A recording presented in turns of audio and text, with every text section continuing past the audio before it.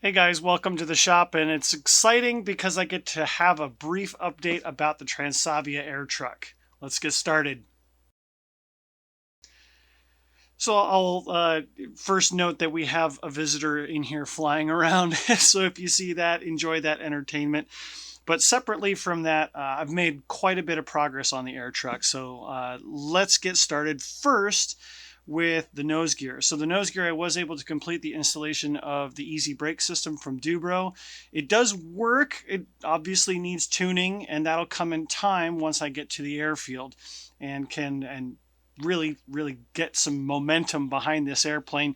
Um, in addition to that, I have also been able to look further into the wings and the wiring situation. I did poke some holes inside those tubes that have the wires coming through the wings, and because of how the spar is integrated, the aluminum spar is integrated, there's no chance. So I'm stuck using the four wires. It's not my favorite, but it is somewhat manageable. It wasn't too bad assembling the plane. It helps that I have labeled everything at this point. So number 1, 2, 3, 4 for the 1, 2, 3, 4 inputs on the S bus portion of the receiver on the inside of the plane. So aside from that, I have also been able to work on the struts. So when I got the airplane, it had the struts from the bottom wing to the fuselage, but the struts from the bottom wing to the upper wing did not exist. So I was able to quickly design some hubs in Fusion 360 and print them out. I did them in PETG, mostly because of the strength of PETG. Again, this isn't necessarily a structural part because the spar, the aluminum spar on the inside of the wing is the main structural load point. But in terms of torsional, things like that, I did want to make sure that it was somewhat reliably strong. So if it gets brittle and breaks, I can easily print a new one or try a different material. That's not an issue. So I was able to get the airfoiled aluminum from K&S or some metal company. let me check real quick. Yeah, it's K&S Metals, and I ordered it directly from them a while back. So I've had that for a while. I did, because I'm me, I went through and I polished the aluminum so that it looks nice. I can do some paint on the termination points. I'll do those in white most likely when I get to the painting stage. So that is set. It was a little bit tricky. I had to do quite a bit of trimming with my Dremel cutoff wheel. But again, slow, test fit lots and lots of times. It took a lot of time to do the struts on both sides, get the angles right using string and a compass, and it was a lot. But these are the kinds of things that I'm having to do without plans. So that being said, I am making some really good progress here. Additionally, you can see some of the details that I've sort of added. Can see a little bit better. I'll just include some pictures, but the ribs, some of the ribs on the airplane have these ridges. They're like corrugations, and those are typically done to strengthen the airframe. So I've incorporated some of that, and these plastic pieces are from evergreen scale models. Now, I've not entirely exhausted the amount of small triangle stock that I have. The larger stuff for the main wings, that has been exhausted. That was a 15 pack of 14-inch long pieces, and I used all of it for the top and the bottom wings. So that is gone. There will be no more added. The tail control surfaces need to be finished, but also the flaps and ailerons.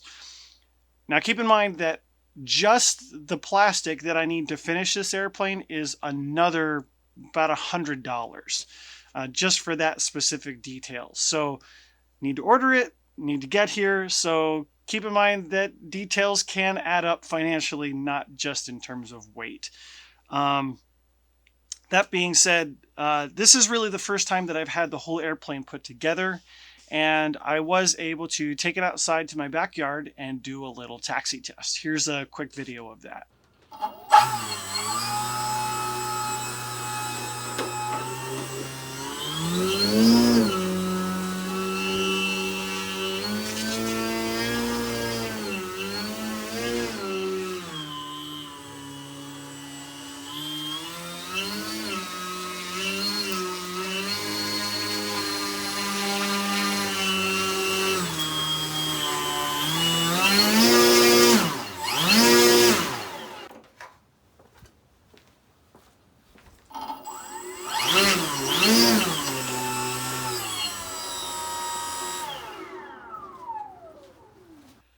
right, so with all of that out of the way, I had to go back and do some additional programming. So my rudders are now on a separate channel. They operate the same on the two booms. They're on a separate channel from the steering gear, the nose gear, sorry, in terms of steering direction.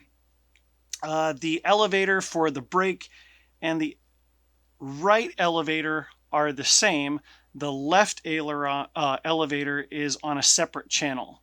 The master is the elevator input, but the output is reversed because they are mechanically reversed from each other. The ailerons are opposite of each other, so nothing had to be switched there. The flaps, again, they're installed mechanically, mirrored from each other, so they operate the same way. So really just the elevators and the rudders had to be tweaked just a little bit. So altogether, I'm now using only 7 channels for this airplane. So I'm really happy with that. I also make mention that the taxi test was done with a 4-cell pack, not a 6-cell pack, which is what I intend to fly this airplane with. So additional 2 cells, and also that 4-cell pack was at a storage charge. So not all the voltage there. So while it did struggle to get over that little tiny bump transitioning from grass to the pavers, don't worry about it. Really, really happy with how things are coming together on this. I still need to build the flaps, still need to build the ailerons, and that's the bulk of the building left, aside from all the other details. The cap, let me grab that real quick. All right, so the last thing I'll talk about is the top of the fuselage. The fuselage is getting to be nearly ready for glass. It basically is ready for glass. I want to cut a door, so that involves some framework for the windscreen that's going to go around, so that's to come. But I did make progress on this. I hollowed this part out, which is part of what would give room for a pilot, so that was important to also lighten up this piece. But also I cut a hole, cut a hole in the top because again, I'm going to make this a more agricultural application build.